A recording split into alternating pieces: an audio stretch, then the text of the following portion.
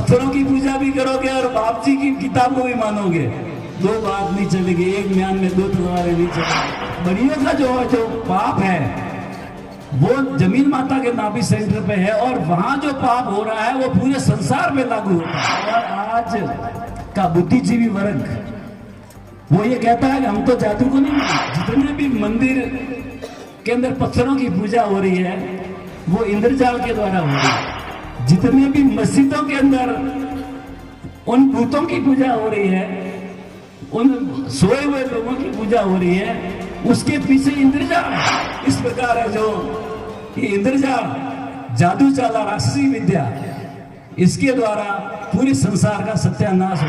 माता की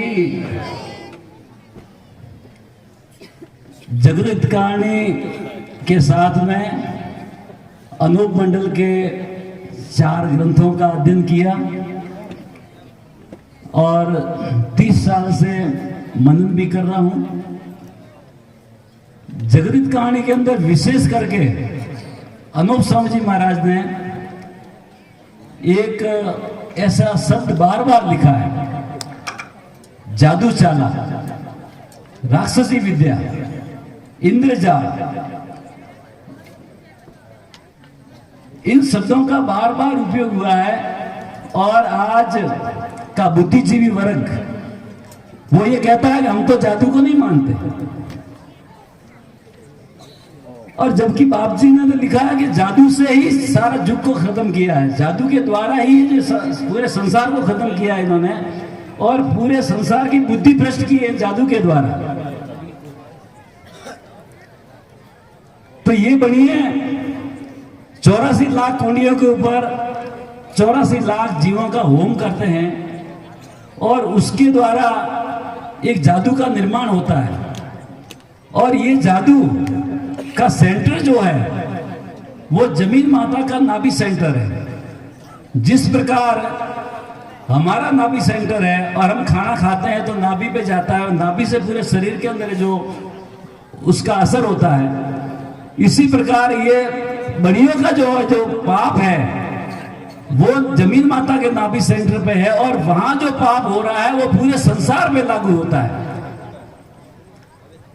तो ये जितने भी मंदिर के अंदर पत्थरों की पूजा हो रही है वो इंद्रजाल के द्वारा हो रही है।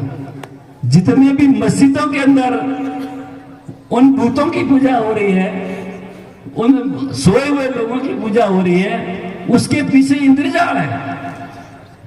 ये चर्च के अंदर जो पूजा, ईसा मसीह की जो पूजा हो रही है, उसके पीछे भी इंद्रजाल है।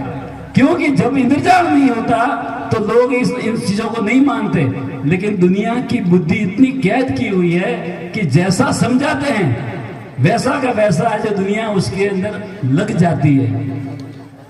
संसार